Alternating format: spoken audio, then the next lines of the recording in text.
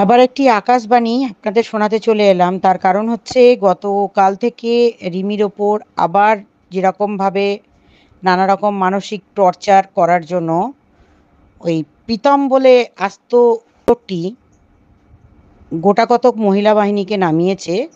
তারা আজকে stream live করছে। মানে তারা স্ট্রিম লাইভ করে রিমিকে নোংরা নোংরা ভাষায় গালাগালি করছে। এবং ওই ওই যে মেয়েটি ফাঁসানি, তিনিও আছেন তার সাথে যুক্ত হয়ে দুজনে মিলে যা যা করণীয় এগুলো যে করবে আমরা অনেক আগে সচেতন ছিলাম। তো এটুকু বলতে পারি, রিমির ফ্যানেদের কাছে, যারা রিমিকে ভালোবাসো তাদের কাছে আমাদের একটাই অনুরোধ, যেখানে দেখবে এই ধরনের নোংরা গান্দেগিওয়ালা ভিডিও অডিও লাইভ, তাদের বিরুদ্ধে কমপ্লেন জমা করো সেই থানায়, যে আমাদের একটি মেয়েকে মানসিক নির্যাতন দেওয়ার জন্য।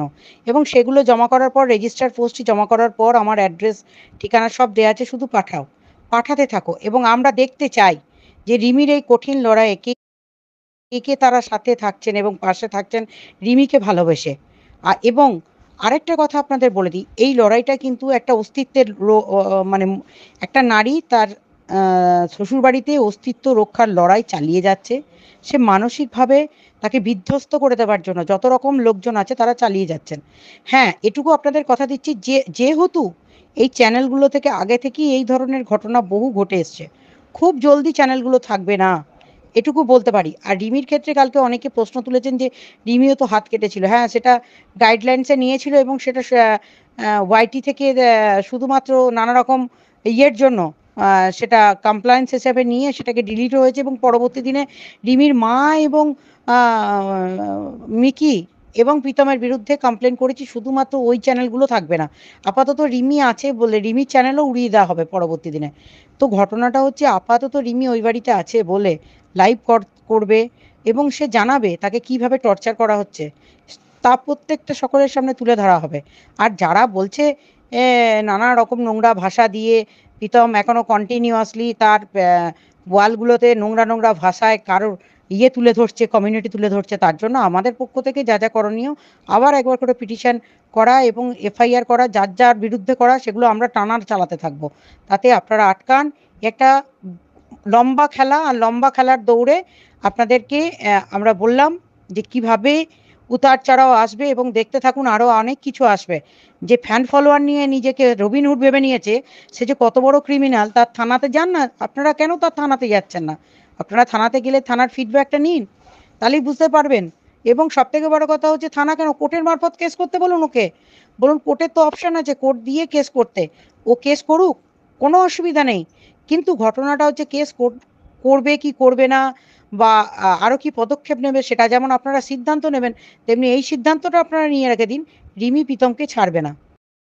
একটা কথা বলে রাখি, ওই আমাদের সন্দীপের কেসটার ক্ষেত্রে সত্যি ওয়াইটিতে যে এত বোকা হাঁদা মানুষ থাকে আমি জানতাম না। এই পুলিশ ইনঅ্যাকশনের মামলাটাই আমরা প্রথম করেছিলাম, জাতীয় মানবাধিকার কমিশন থেকে অর্ডার পেয়েছিলাম, সেই অর্ডারের বেসিসে ওই দিক থেকে সকলকে অ্যাড করে আমরা ডেকেছি।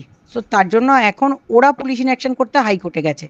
তো আমাদের মানে কি বলবো, হাস্য কৌতুকের ব্যাপার হয়ে গেল না এটা একটা? মানে কি বুদ্ধি, কি বুদ্ধি! মানে এত অপোনেন্টের এত বুদ্ধি, এত ক্ষমতা! শুধু 22 তারিখে হিয়ারিংটা হবে না, সেটাও জানিয়ে রাখলাম আপনাদের। ঠিক আছে, 22 তারিখে ডেটে হিয়ারিং ডেট আছে, লিস্টিং ডেট আছে, ওই দিন নাও হতে পারে, সম্ভাবনা প্রবল। তবুও আমাদের লড়াই থাকবে, দেখবেন কি কি দিই।